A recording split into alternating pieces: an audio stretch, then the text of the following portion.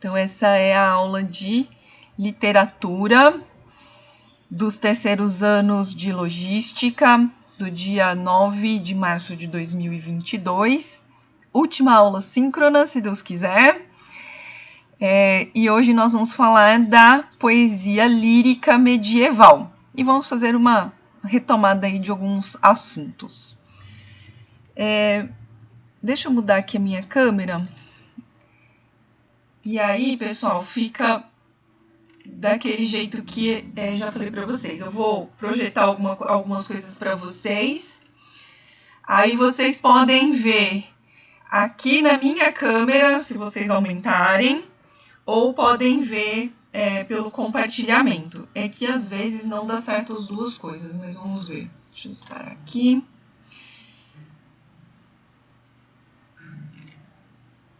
Então, primeiro vou falar aqui do trabalho, tá?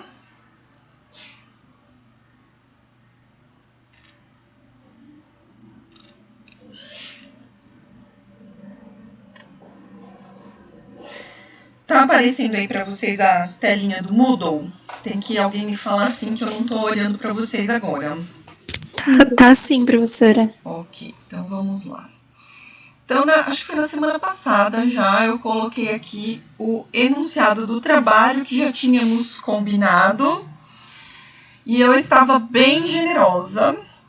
Então, eu coloquei várias opções de coisas que a gente tinha conversado aqui, né? Então, tem duas opções de trabalho, tem a possibilidade de fazer em grupos um pouquinho maiores, né, de até 5 pessoas, e tem a possibilidade de fazer grupo com outras turmas, né?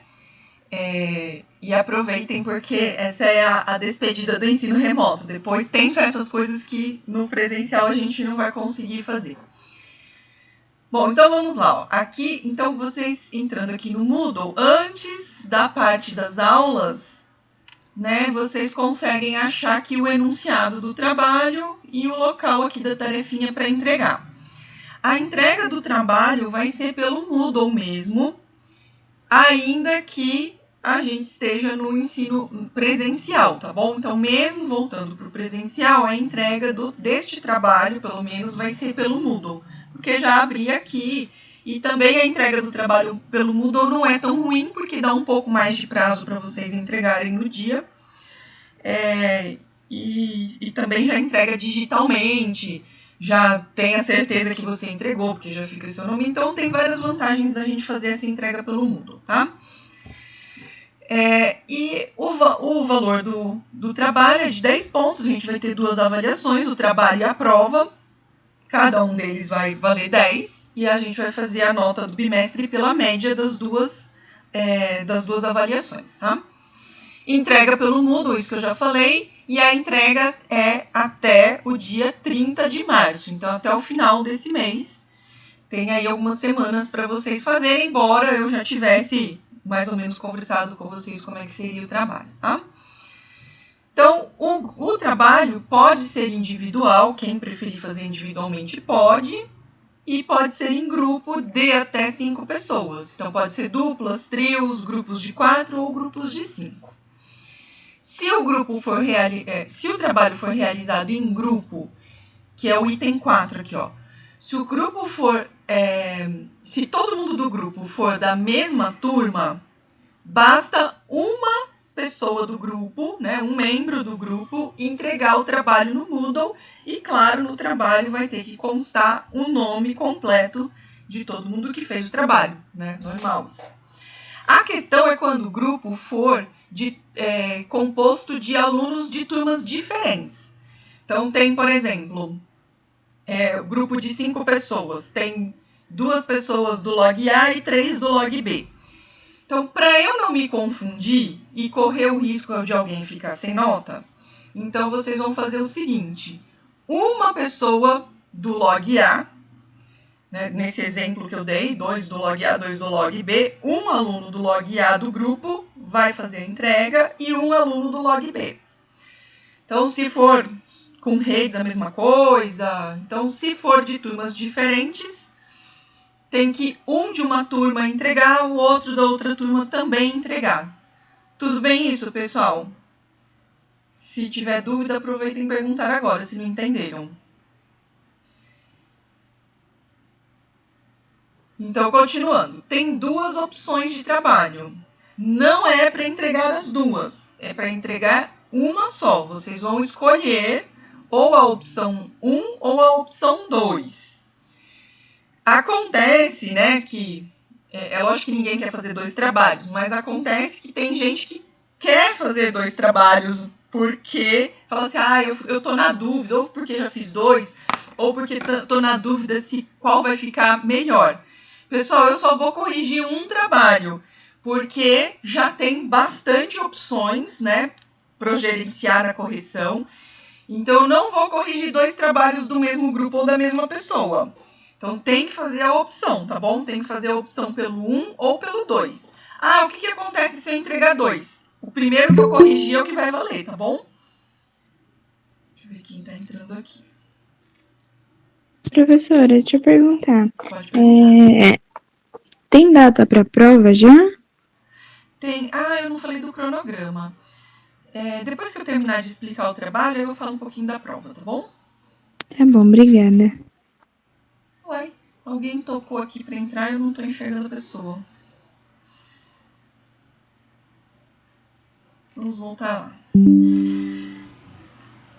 Então, qual que é a opção 1? Né? Quem escolher a opção 1 vai ser aquela opção de escolher um personagem que já existe, que é um herói, ou seja, um protagonista de uma narrativa contemporânea, ou seja, da atualidade.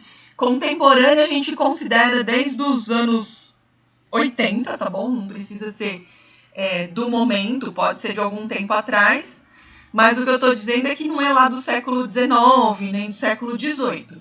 Então, na opção 1, é um personagem atual, vamos dizer assim, tá bom? E vocês vão analisar esse personagem, a construção desse personagem, utilizando as características do cavaleiro medieval. Por que que isso é possível? Porque, como nós vimos, o modelo, né, de herói do cavaleiro medieval é um modelo que se preservou nas narrativas até hoje. Então, o mesmo modelo é usado até hoje para construir essa figura do herói. Claro, com variações e tudo mais, e é isso que vocês vão analisar, tá bom? Então, vocês vão, no seu trabalho, apontar os traços que aproximam esse personagem desse modelo do cavaleiro medieval, mas também os traços que o afastam desse modelo, se for o caso, tá? Lembrando que o trabalho deve ser realizado em texto corrido, descritivo e argumentativo. Que é isso? Eu vou ter que fazer uma dissertação? Não necessariamente, mas você vai construir um texto com começo, meio e fim, vai apresentar o personagem, vai dizer de que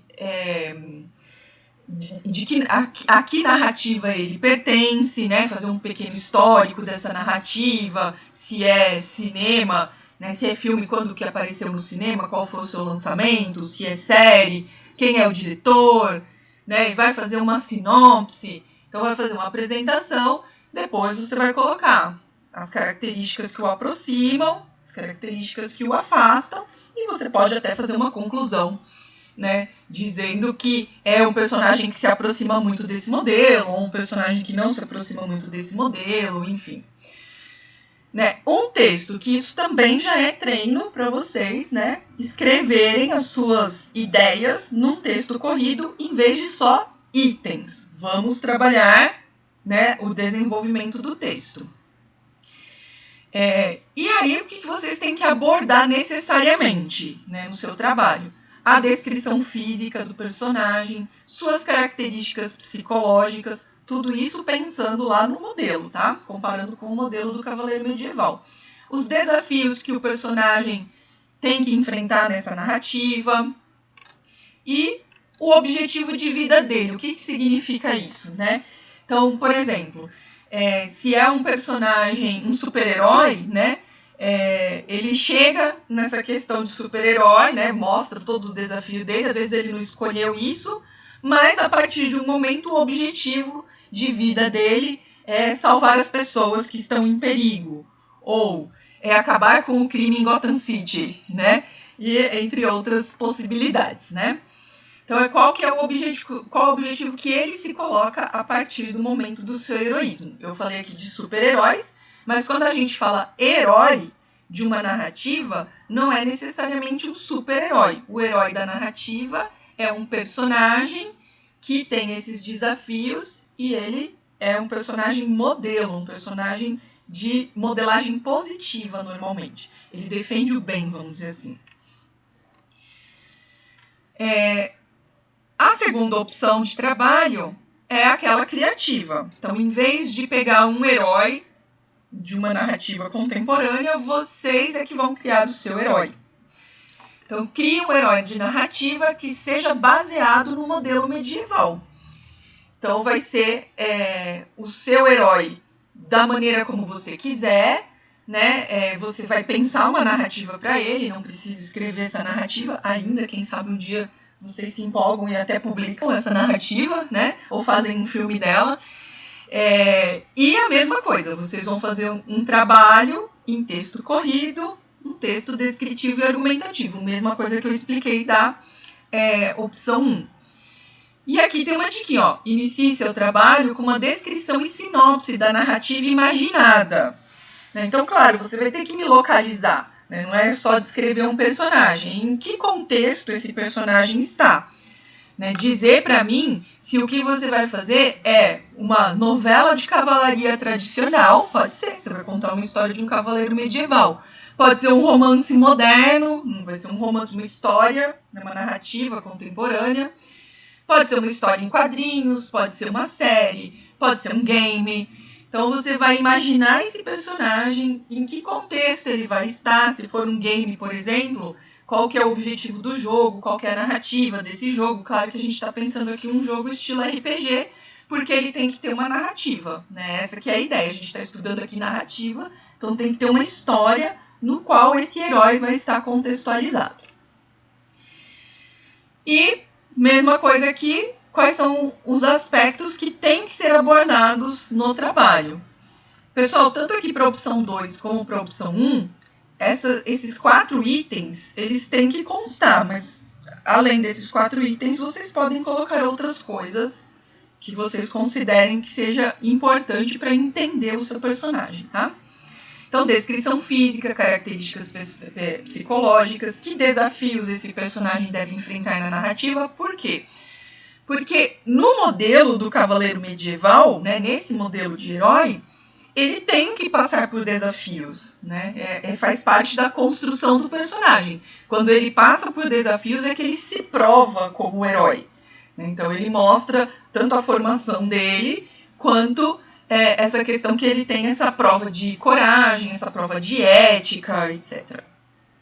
E o objetivo de vida do personagem, né? Mesma coisa, né? Ele é voltado lá para... O herói é voltado lá para a questão do bem, é um herói positivo, né? Vocês também, ó, tanto na opção 1 quanto na opção 2, podem usar imagens, figuras, né? Na opção 1, vocês podem, por exemplo, pesquisar imagens na internet, podem fazer seu desenho, sempre tomando cuidado, né, com os direitos autorais. Então, se for uma imagem que você tirou de algum lugar, coloca lá a fonte, né, de que site, por exemplo, de que lugar você tirou a foto ou a imagem. E no caso de quem está criando o personagem, né, quem for habilidoso em desenhar, pode desenhar o seu personagem, por exemplo.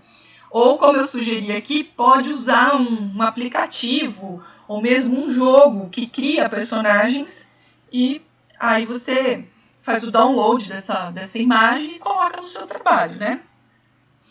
Então tem opções de vocês também ilustrarem o seu trabalho. Mas atenção, a gente está... literatura é uma disciplina à parte para vocês, mas ela faz parte desse contexto do aprendizado de língua portuguesa. Então, o importante para nós, aqui na nossa disciplina, é muito mais o seu texto do que a imagem. A imagem é ilustrativa, para deixar até mais interessante para quem gosta de utilizar a imagem. Para mim também, que o trabalho lógico fica mais bonito, Mas o mais importante para mim é o desenvolvimento do texto. Pessoal, eu vou olhar aqui se tem perguntas no chat. Não tem? E quem tiver dúvidas sobre o trabalho, pode aproveitar agora e perguntar, que daí eu vou falar em seguida da prova, tá bom? Com dúvidas? Tudo certo, pessoal? Sim, professora. Ok, então eu vou falar um pouquinho da prova e falar do nosso cronograma, na verdade, né? A prova ainda não está pronta, até porque eu acho que a gente primeiro tem que se acostumar um pouco a nova velha realidade, né? Que é do ensino presencial. Então eu ainda tenho que ver, por exemplo, sabem que vocês conhecem a escola mais do que eu, né? Porque vocês tiveram um mês de aula lá. E eu, desde que vim trabalhar em Pirituba, eu só fui uma vez lá no campus, uma vez só na escola. Então eu ainda não conheço a sala de aula, não conheço os alunos, não sei como vocês sentam, não sei ainda essa interação, porque a nossa prova vai ser presencial, né? Finalmente. Então eu preciso ainda conhecer as condições que a gente tem lá para pensar uma prova que dê certo com todo esse contexto, né? De qualquer forma, a gente já tem uma data para ela, que é também no final desse mês, no dia 23. Aqui, ó, no início, quando vocês abrem o Moodle de literatura, tem aquelas informações, né? Quem acessa pelo celular, às vezes tem que buscar essa pagininha, tá? Que é a primeira do Moodle, né? Vamos dizer assim, da sala de literatura. Aqui eu estou olhando o terceiro ano de logística A, mas do B é igualzinho, é um clone dessa daqui, tá? E aqui, ó, depois dessas primeiras informações do curso, link, tira dúvidas, tem um cronograma, que daí eu já preenchi, tá bom? Então tem o cronograma do primeiro bimestre inteiro aqui. Então a gente está aqui, ó, no dia 9 de março, que é a poesia lírica medieval, o nosso assunto de hoje. E da semana que vem, a poesia satírica medieval. Depois já é prova. Né? Então a gente vai ter uma semana aí, né, para a gente se acostumar com todas as condições. No dia 23 já é a prova. Claro que na semana que vem eu já vou falar disso para vocês. Caso a gente veja que, não, tá ainda muito estranho, a gente tá voltando e tal, e a gente perceba que não tem condição de fazer a prova no dia 23, aí eu coloco uma semana para frente. A gente faz a entrega do trabalho e a prova no mesmo dia, tá bom? Eu gosto de deixar essa gordurinha aqui, ó, porque eu gosto depois de cada avaliação, comentar com vocês direitinho a avaliação, ver o que vocês fizeram, né? Corrigir a prova, por exemplo, no caso do trabalho, comentar todos os trabalhos. Mas, né, a gente vai organizando de acordo com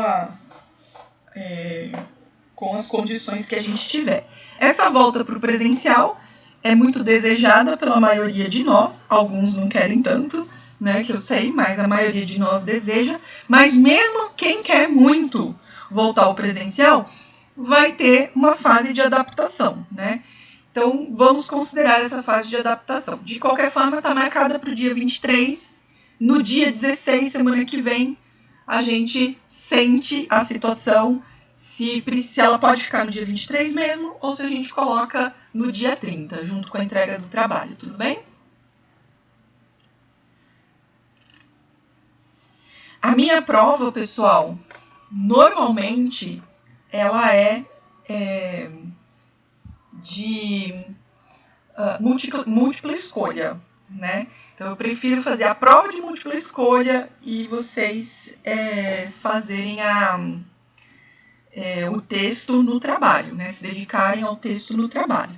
Pode ser que tenha uma ou outra questão que eu coloque dissertativa, mas a prova em geral é múltipla escolha, tá bom? Dúvidas, pessoal? Perguntas sobre as avaliações? Angústias? Podem chorar no meu ombro. Aproveitem a semana que vem, podem chorar no meu ombro de verdade. Tá tudo ok, Pro. Já leram o Tristão e Isolda terminaram?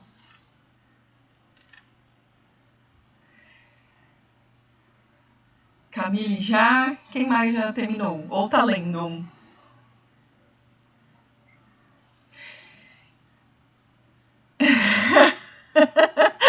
Você chorando no banheiro? Legal.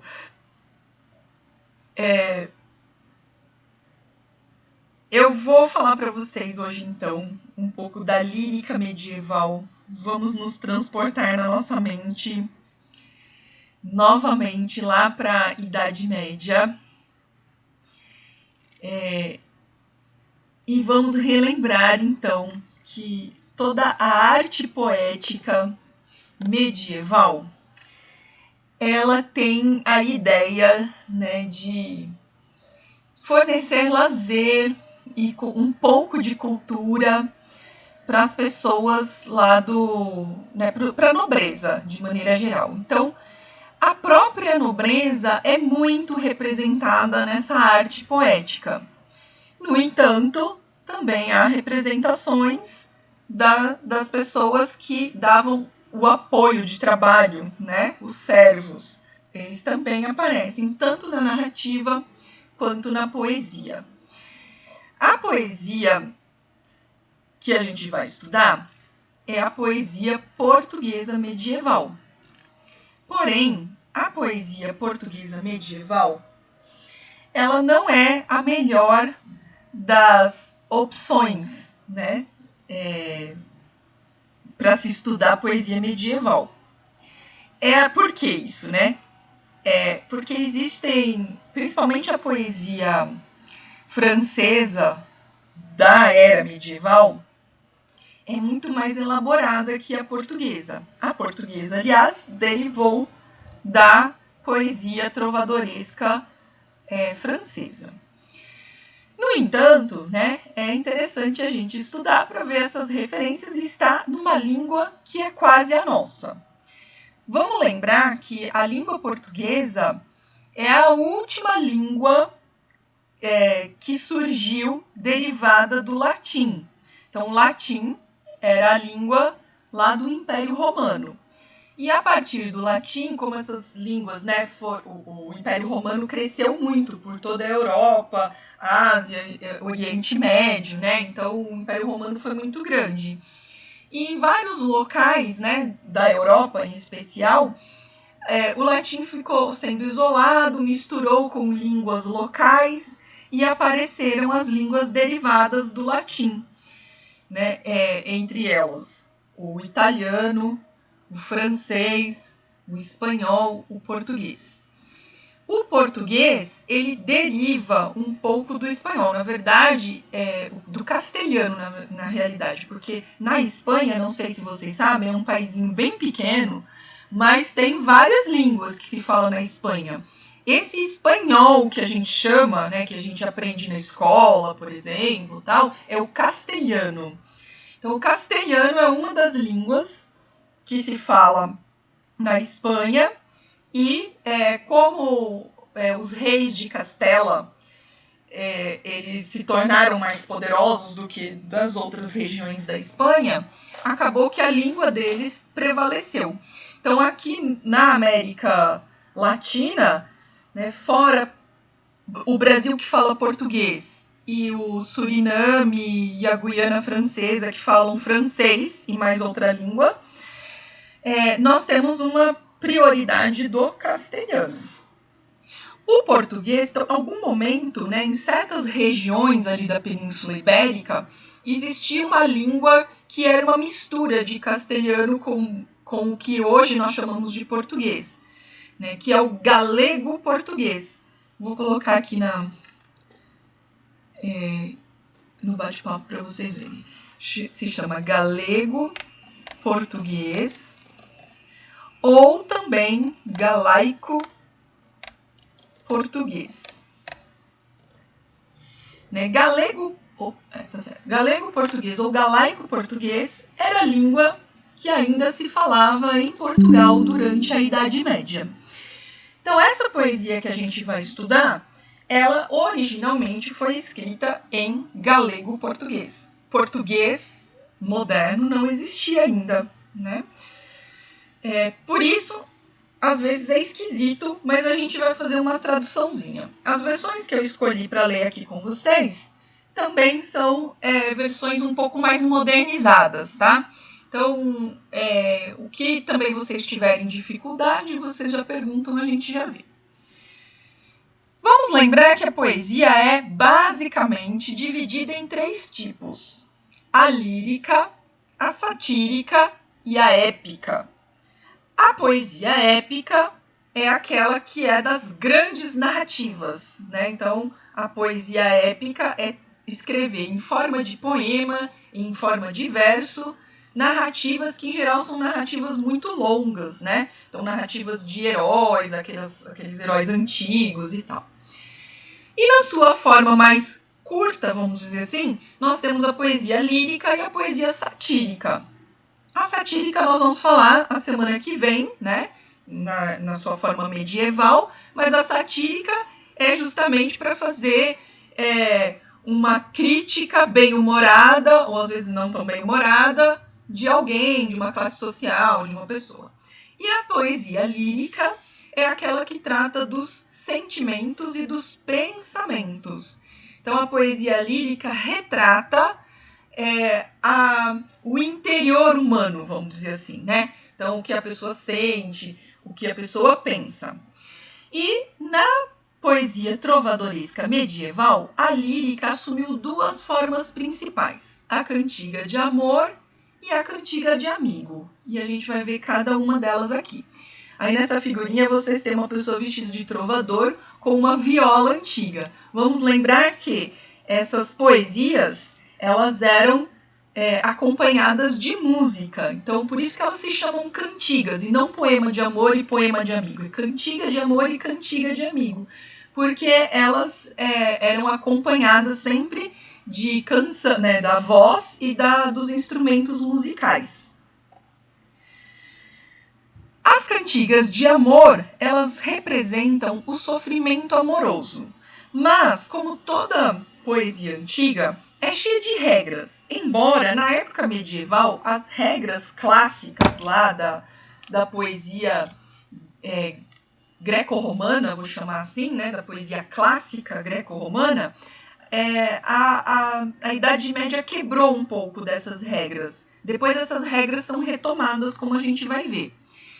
Mesmo assim, mesmo quebrando essas regras, existem algumas formalidades. Então, tanto na parte formal quanto na parte temática, existe assim uma maneira de se fazer poesia que era recorrente. Então, as cantigas de amor são poesias palacianas. Já falo disso. Ou seja, são poemas, cantigas, né? Porque são poemas, canções, que servem para serem cantados em reuniões da nobreza e representam a própria nobreza. Então é uma poesia lá que, na sua representatividade, ela está dentro do castelo, ela está dentro dessa situação dela, fala dos nobres, principalmente da mulher. O eu lírico desse poema é masculino. Vamos lembrar o que é eu lírico. Eu lírico é a voz, seria, entre aspas, assim, o narrador do poema, que não necessariamente representa o poeta que criou, né? Então, é difícil pensar na Idade Média, mas vamos dizer assim, que poderia ser uma poeta mulher que escreve com eu lírico masculino. Mesmo assim, quem escreveu sendo um homem, o eu lírico é uma criação poética, uma criação literária, ficcional. Então, a voz que está no poema não necessariamente representa o sentimento do autor. Então, o autor, ele finge, ele faz um fingimento poético, ele cria uma voz para representar aqueles sentimentos em palavras. Eu já falei da influência provençal, ou seja, uma influência francesa, então as cantigas de amor em especial são derivadas das poesias francesas, muitas delas são emulações. O que é uma emulação? É uma cópia, vamos dizer assim, só que não uma cópia igual. É uma inspiração, usa a inspiração de poemas, de cantigas francesas e são traduzidas e remodeladas para o galego-português. As cantigas de amor representam o que se chama de coito amoroso. Coito é a mesma coisa que sofrimento. Então, sempre... E a vassalagem amorosa. Então, o eu lírico da cantiga de amor é um homem que pode ser um nobre, ou pior ainda, pode não ser um nobre, mas que está perdidamente apaixonado por uma mulher da nobreza. É uma paixão tão grande que ele se coloca na posição de vassalo. Ele faz qualquer coisa que essa mulher peça para ele. Qualquer sacrifício ele faz por ela, mesmo sabendo que ela é inacessível para ele. Ou porque eles são de classes sociais diferentes, ela é nobre e ele não, ou porque ela é casada, então ele só pode adorá-la de longe, né?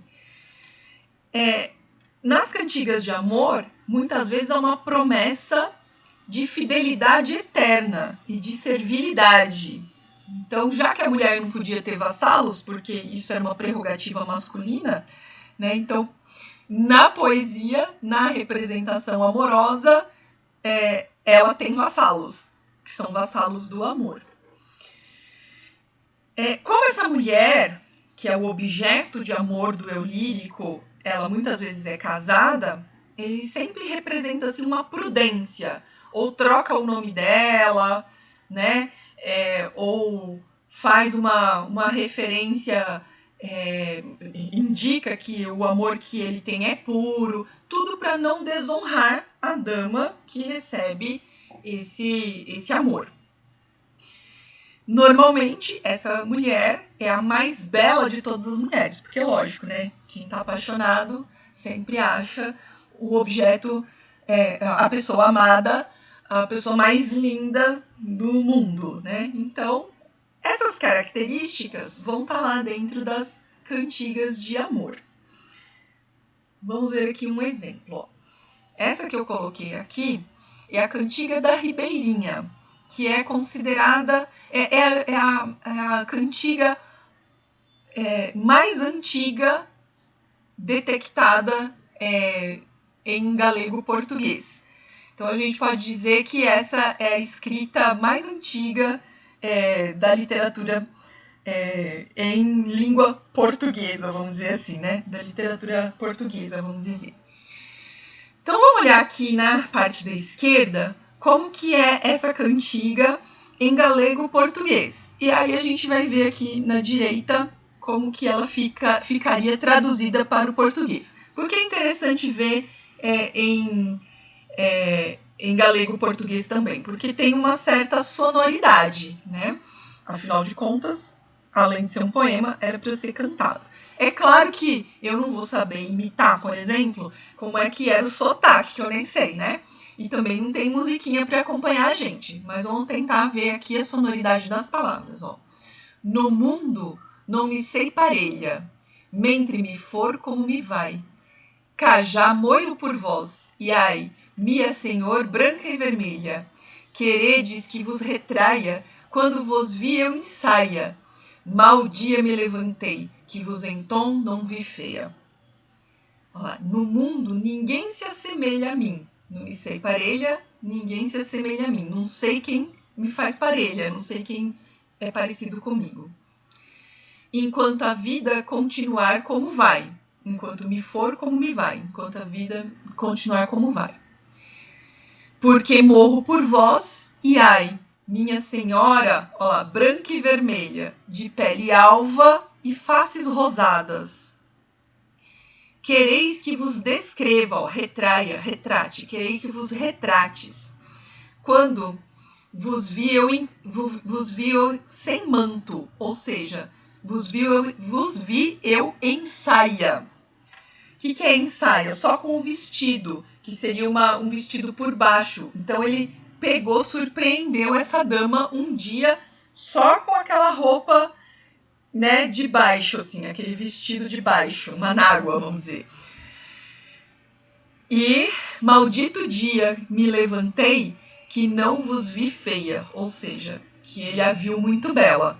Então no dia que ele a surpreendeu com as suas roupas íntimas, que não era calcinha e sutiã naquela época, era um vestidão que usava por baixo, né? Ele, surpreendido com a beleza dela, se apaixonou na hora. E agora ele já tá morrendo de amor, né? Já morre por ela. Vamos continuar aqui na segunda estrofe. E minha senhor, desde aquele dia, ai, me foi a mim muito mal. E vós, filha de Dom Pai Muniz, a bem vos semelha, da ver eu por vós guarvaia, pois eu, minha senhor da alfaia, nunca de vós ouvi, nem hei valia do correia. Tradução. Coloquei mi aqui, e minha senhora, desde aquele dia, ai, tudo me foi muito mal, desde o dia que ele a viu com a roupa de baixo.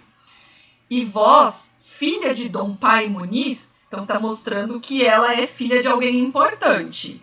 Então essa é uma mulher que é inacessível porque ela é nobre, ela é filha de um pai nobre e ele não é, né?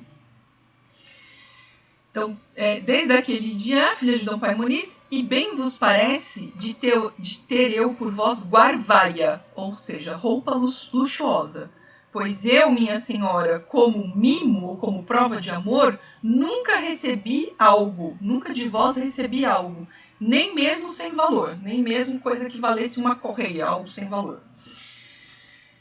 Então, quer dizer, ele, apesar dele ter dito que ele a viu com roupa de baixo, seria o equivalente hoje de ver a moça, né, surpreender a moça de calcinha e sutiã, né, mesmo ele dizendo isso, que ele a viu com a roupa de baixo, ele se preocupa em dizer que ela é filha do pai importante e que ela nunca deu bola para ele, né, não foi porque ele a surpreendeu com a roupa de baixo que ela algum dia deu alguma bola para ele, não, ela nunca ligou para ele, nunca deu nada a ele, nem que valesse uma correia, nem que valesse algo totalmente sem valor.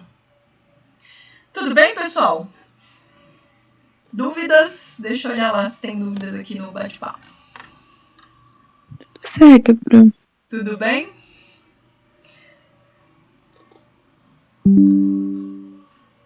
Vamos ver outra.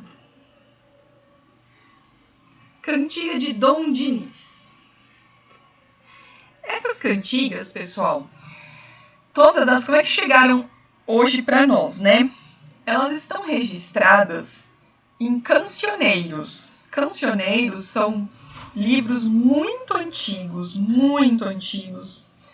que são escritos muitas vezes em pergaminho, ou seja, não é papel, ou é naquela...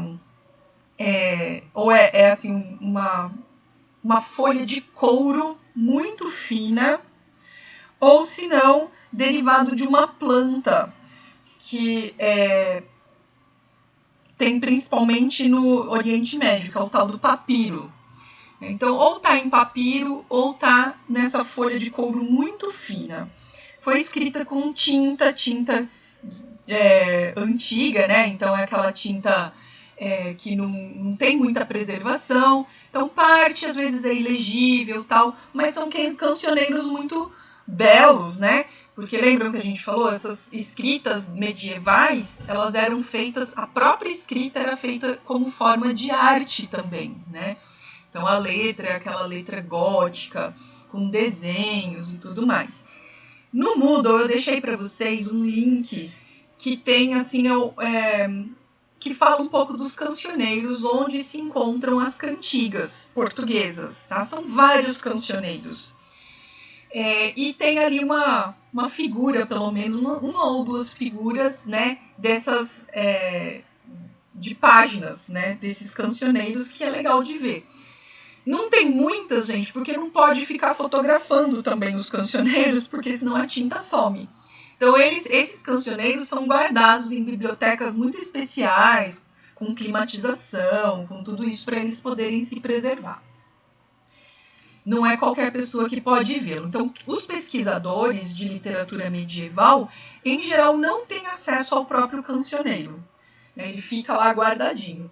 Mas eles foram microfilmados e quem vai estudar isso vai até a biblioteca e lê o microfilme, né? Abre a imagem do cancioneiro. Vamos ver essa cantiga de Dom Diniz. Um tal homem sei eu, bem talhada, que por vós tem essa morte chegada. Vede quem é e sede lembrada, eu me adona. Um tal homem sei eu que preto sente de si morte chegada certamente. Vede quem é e venha-vos em mente, eu minha dona. Um tal homem sei eu que aquestoide que por vós morre volem partide. Vede quem é e não che vos obride, eu minha dona. Então, aqui a gente já percebe, só na sonoridade, né, dá pra gente perceber que é alguém falando que a morte está chegando, né, que é um homem que vê a morte chegando, e a gente já vê aqui a repetição, ó, um tal homem sei eu, um tal homem sei eu, ó, um tal homem conheço, e aqui um refrãozinho, eu minha dona, eu minha senhora, né. Então a gente já percebe essa musicalidade no poema com um refrãozinho, né. Vamos ver aqui a tradução. Um tal homem conheço, ai, formosa, bem talhada, que por vós tem sua morte chegada. Vede quem é e lembrai-vos disso, eu, minha dona. Um tal homem conheço, que perto sente de si a morte chegada certamente. Vede quem é e venha-vos à mente, eu, minha dona. Um tal homem conheço, ouvi isto, que por vós morre, e afastai-o disso. Vede quem é e não vos ouvideis. Ouvideis é esquecer, tá? Olvidar é esquecer. E não vos ouvideis. Eu, minha dona. Então aqui, ó, já é uma cantiga mais simples, né? Mas também está mostrando que ele vai morrer de amor por ela, né? Então mostra essa vassalagem amorosa, né? Que ele morre de amor por ela e a chama de minha senhora, minha dona, né? Então é um amor que leva à morte e é um amor que submete totalmente o eu lírico. E vamos ver então as cantigas de amigo, que é outra vertente da poesia lírica medieval. As cantigas de amigo falam do engano amoroso, mas engano porque aqui lá nas cantigas de amor, o amor nunca é realizado, né? Então é sempre um homem que ama uma mulher inacessível. Enquanto que nas cantigas de amigo, o amor é realizado, o amor se concretizou. Então, só que se concretizou, pode ser no casamento, como pode ser fora do casamento. Então, são assim, umas licenças amorosas, umas licenças poéticas para o amor. São as cantigas de amigo. E engano por quê? Muitas vezes, o amigo, que é o namorado, ele está longe. Né? Se vocês lembrarem, quem já avançou na leitura de Tristão e Isolda, viu que muitas vezes Isolda chama Tristão de amigo. E Tristão, por sua vez, chama Isolda de amiga. Então, amigo e amiga pode ser, como hoje, né, uma pessoa com quem você tem um laço afetivo de amizade, mas pode ser também namorado ou namorada. No caso das cantigas de amigo, é um namorado. Então, as cantigas de amigo, vejam só, coloquei outra representação feminina aí, né, que o eu lírico não é da nobreza nem palaciano. O eu lírico é uma pessoa, uma mulher, que das classes populares. Normalmente, uma agricultora, né, uma pessoa que é do povo. As cantigas de amigo não são ambientadas lá no palácio, elas são ambientadas na natureza, né, com essa proximidade dessa mulher com a natureza. Muitas vezes ela conversa com a própria natureza, como a gente vai ver. Então a mulher e a natureza estão muito próximas. O eu lírico, como eu estou dizendo aqui, é feminino. Então, a voz do poema é a voz de uma mulher. Não necessariamente quem compôs o poema foi uma mulher. Pode ser que o poeta, o autor do poema, seja um homem, mas ele está representando a voz de uma mulher. As cantigas de amor, como nós vimos, tinham a influência provençal, influência lá da poesia palaciana francesa. Já as cantigas de amigo têm influência popular. Então, elas têm uma sonoridade mais popular, as representações são da poesia popular, da vida das pessoas do povo. Ela sempre fala, né, um tema que é muito recorrente é o lamento pelo namorado que partiu. Não é só porque ele enganou ela, a gente vai ver em um dos poemas aqui, que é porque ele estava no serviço militar. Porque o namorado também é uma pessoa do povo. Né? Então aqui o amor pode ser realizado porque as classes sociais são iguais. Né? O amor sempre é singelo e espontâneo. Também existe esse amor muito intenso. Né? Um amor de entrega, um amor, a paixão, que não dá possibilidade da pessoa pensar outra coisa. Mas ele é singelo e espontâneo, não tem essa coisa das regras sociais, né, das diferenças de classe social. Na questão formal, como essas cantigas de amigo têm origem popular, elas têm muita presença de refrão e de uma parte formal que se chama lei chaprém. Lei chaprém é um paralelismo, eu vou mostrar para vocês. Então, a repetição de versos, né, pega o primeiro, repete lá no terceiro. Vou mostrar para vocês como que é o lei chaprém, tá bom? Dá para ver, pessoal, essa ficou muito pequena. Vocês conseguem enxergar? Dá, professora. Dá? Ó, eu não coloquei tradução dessa daqui, tá bom? Mas eu acho que as cantigas de amigo, elas são mais fáceis de entender. Mas eu coloco aí uma traduçãozinha aí para vocês, tá bom? Depois. Então, uma cantiga de Nuno Fernandes de Torneou. Essa cantiga, ela é considerada uma alba. O que é alba? É um poema que retrata a manhã seguinte à noite de amor. Então, os namorados passaram a noite juntos e aí, na manhã seguinte, a mulher, que é o eu lírico, ela está muito feliz pelo amor realizado e faz a canção falando da sua felicidade de estar com o seu amigo. Então, eu coloquei aqui um exemplo, mas como tem um nome, não é a única. Então, tem várias canções de amigo que são albas, ou seja, retratam essa manhã seguinte à noite de amor. Levada, amigo, que dormides as manhãs frias, todas as aves do mundo d'amor diziam, leda mandeu. Então, levada, amigo, é levante-se, amigo. Então, ele tá lá, dormindo do lado dela ainda. Então, ela fala assim, ó, vamos levantar, que já é de manhã. Provavelmente, eles têm que trabalhar, né? Leda mandeu significa feliz de mim.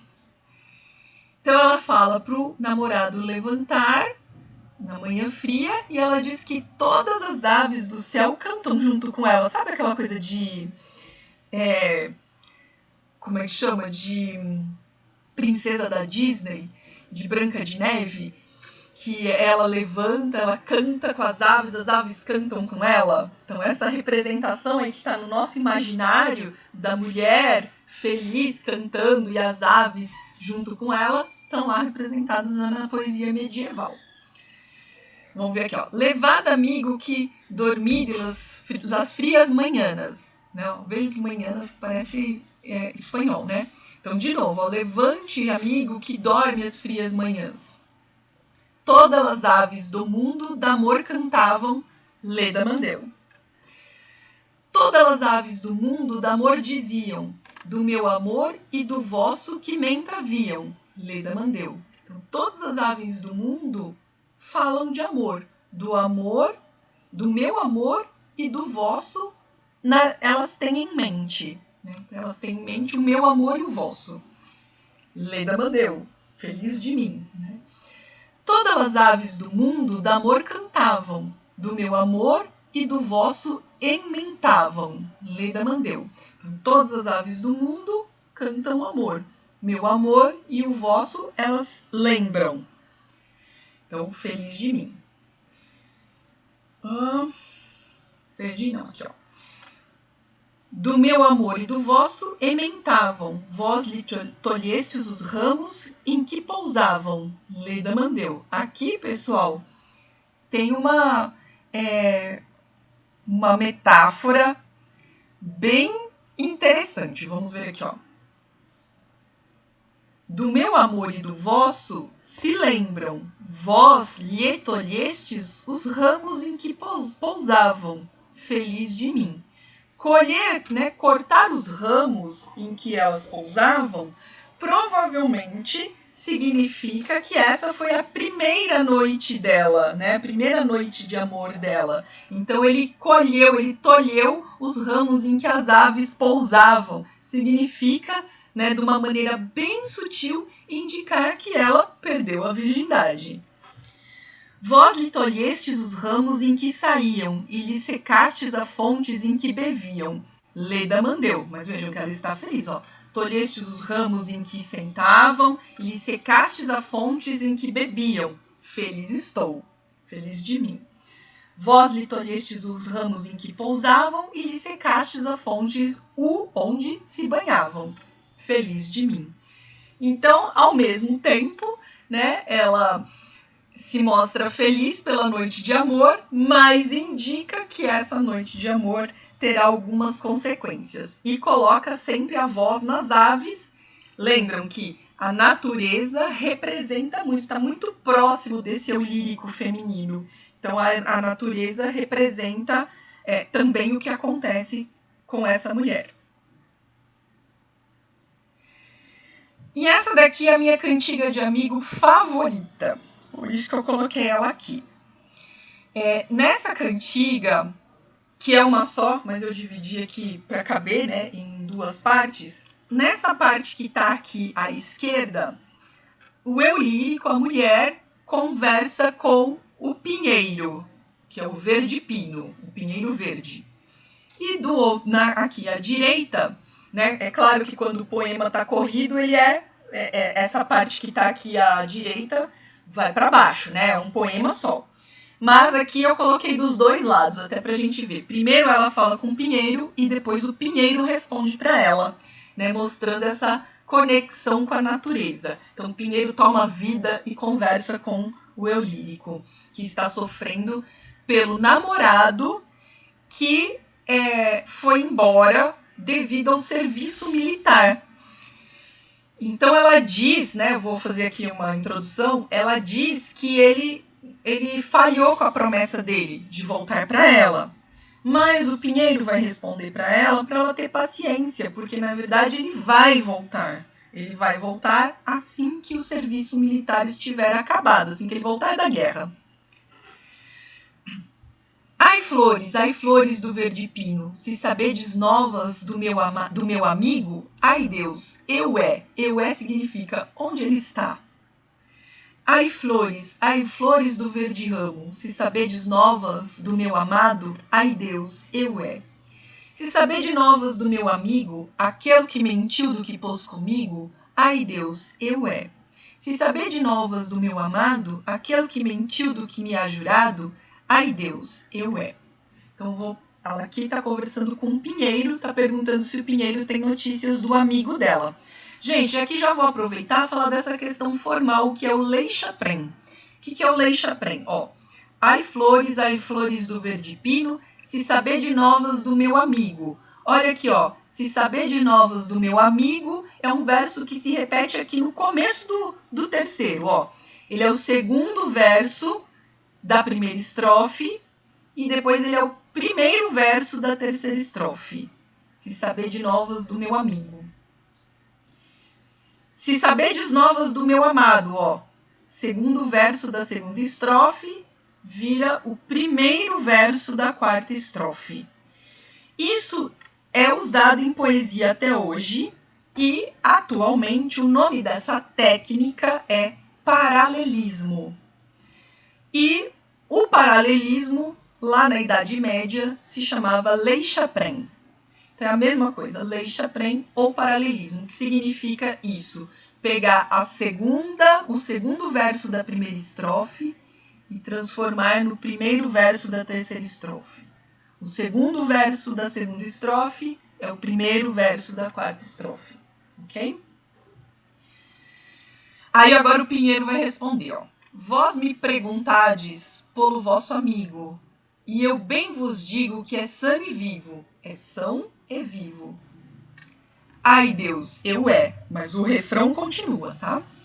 Vós me perguntastes pelo vosso amado, e eu bem vos digo que é vivo e sano.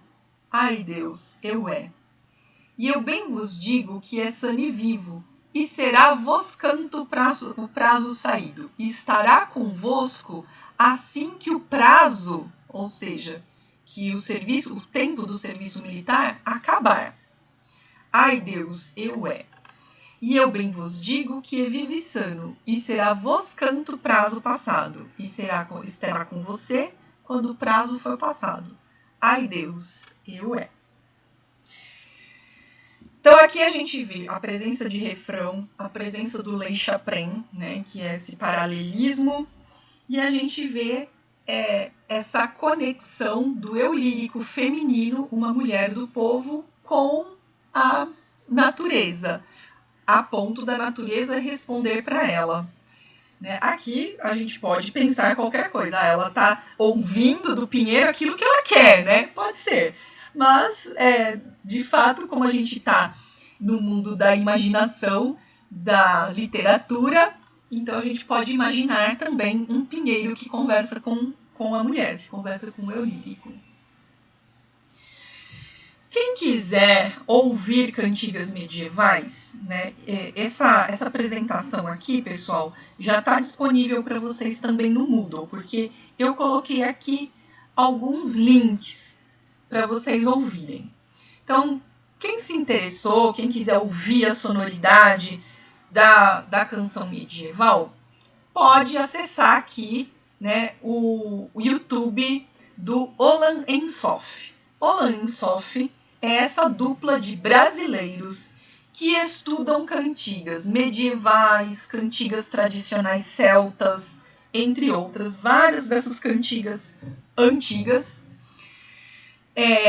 e cantam, e eles se vestem de acordo, né, se vestem ao estilo medieval, tocam instrumentos medievais, que muitas vezes eles fazem, né, então essa viola aqui, ó, antiga, nesse estilo medieval, eles tocam, e reproduzem, né, para nós, na atualidade, qual seria essa sonoridade antiga.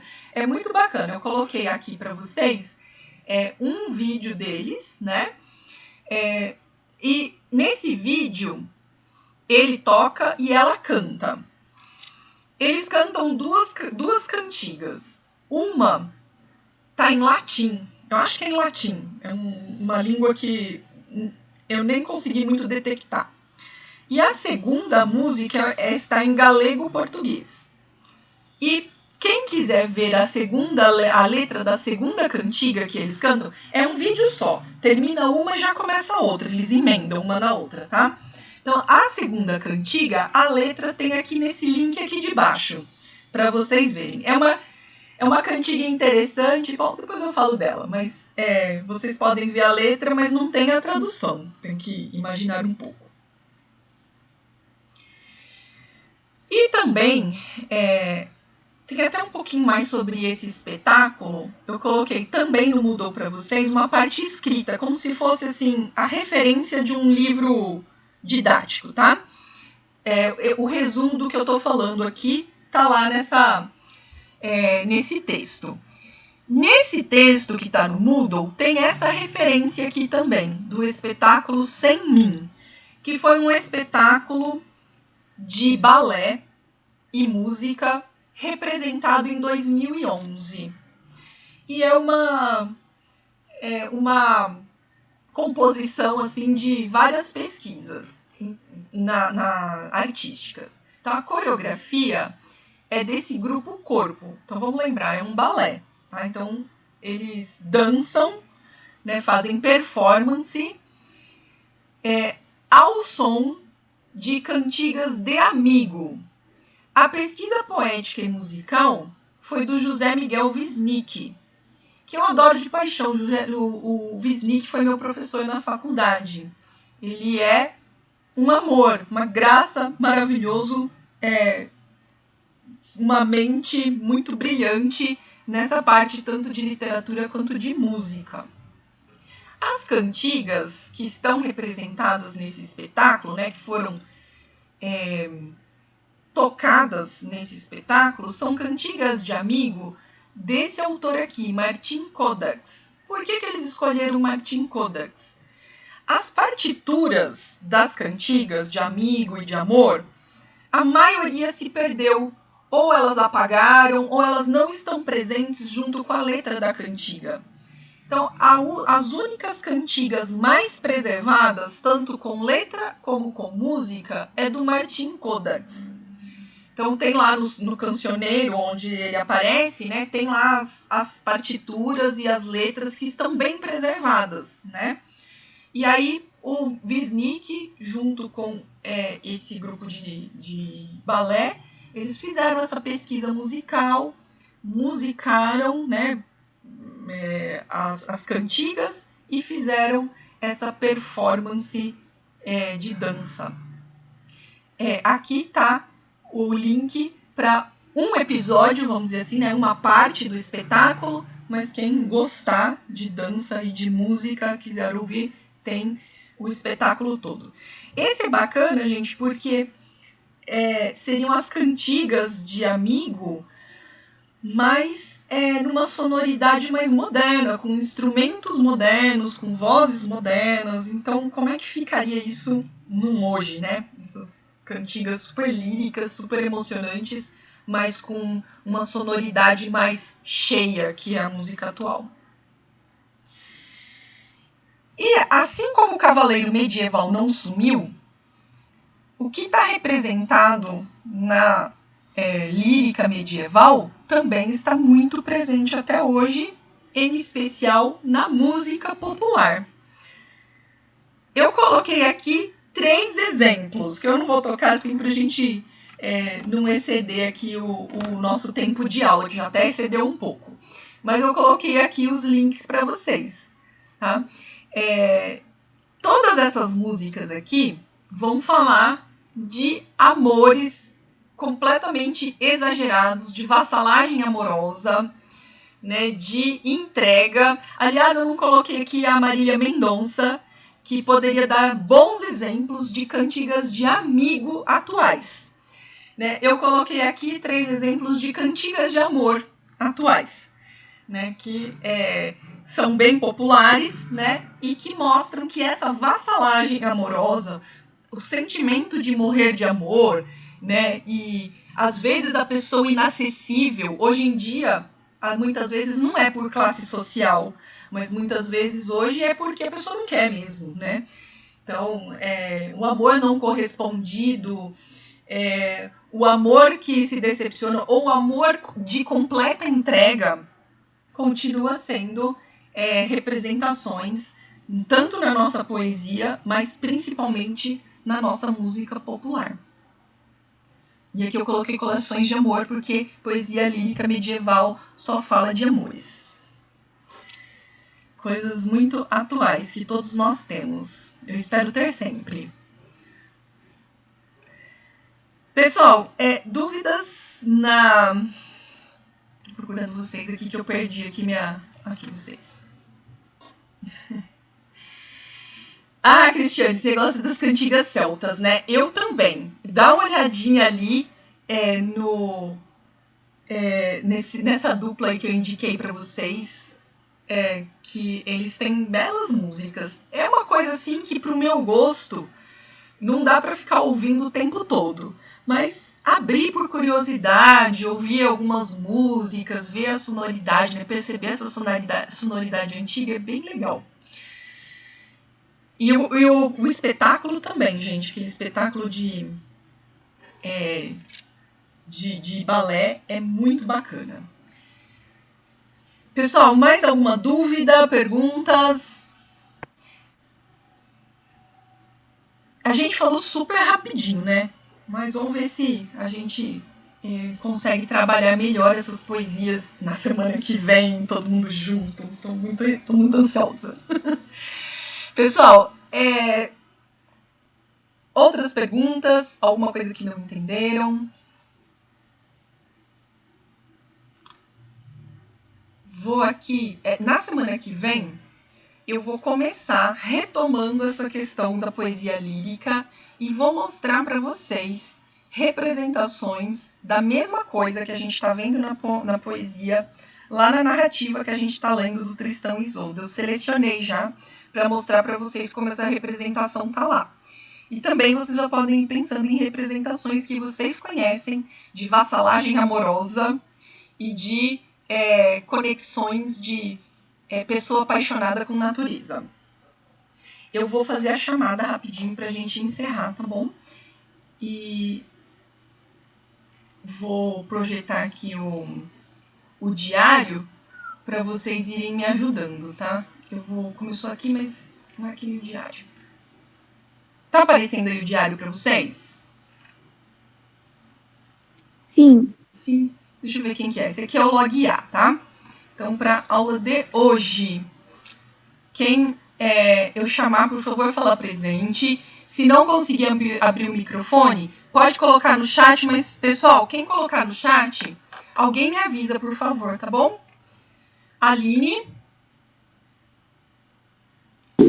Presente, professora. Amanda Silva. Presente. Amanda Alves. Ana Carolina. Presente. Ana Clara. Presente. Ana Flávia. Presente. Ana Alice. Presente. Arthur. Beatriz dos Santos. Beatriz Turbiani. Tô aqui, pro. Beatriz Oliveira. Beatriz Pesce. Presente. Beatriz Prado. Carlos. Presente. Carolina. Cristiane. Presente, professora. Eduarda. Presente, professora. Emily. Eric. Esther. Everson. Presente, professora. Felipe. Presente. Gabriel. Gabriela. Giovana de Azevedo. Giovana França. Professora Giovana Azevedo está presente. E a França. Giovana Ribeiro. Guilherme. Guilherme está presente também. Igor. Isabela. Presente, professora. Jamile. Professor, eu tô presente. Meu celular travou na hora e eu não consegui ligar o microfone, hein? Quem é que tá falando? É o Igor? Isso. Ah, tá bom. Tá bom, desculpa. Viu? Imagina. Júlia Bezerra. Júlia dos Santos. Presente. E Júlia Vitória.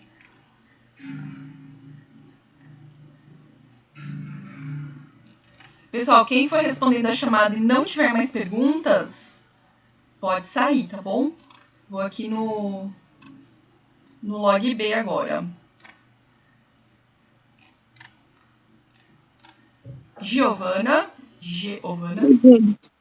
Gisele. Presente. João Vitor. Camille. João está presente, professora. Obrigada. Camille. Kaique. Lanai. Kaique tá presente. Tá presente. Yalanai. Larissa. Presente. Lígia. Lívia. Luana. Luiz Gustavo. Mariana. Luiz tá presente. Matheus. Maiara. Presente. Maiara Suelen. Melissa. Melissa tá presente. E a Melissa Albino. Também. Também. Micael. Professora, a Lídia, ela tá aqui. Tá. Micael tá sumido, gente. Deixa eu voltar lá na Lígia. Lígia, ok. Murilo. Natália. Presente. Natan. Presente. Pedro Gabriel. Presente. Pedro Matos. Rafaela. Presente. Raquel. Renata. Presente. Sabrina Basílio. Presente. Sabrina dos Santos. Presente. Sofia. Presente. Tiago. Outro sumido. Thomas. William. Presente. Yasmin Espínola. Presente. Yasmin Fontenelle. Ok, pessoal. Quem não tiver mais dúvidas ou perguntas, Tchau, boa prof. semana. Tchau para vocês. Até semana que vem, todo mundo junto.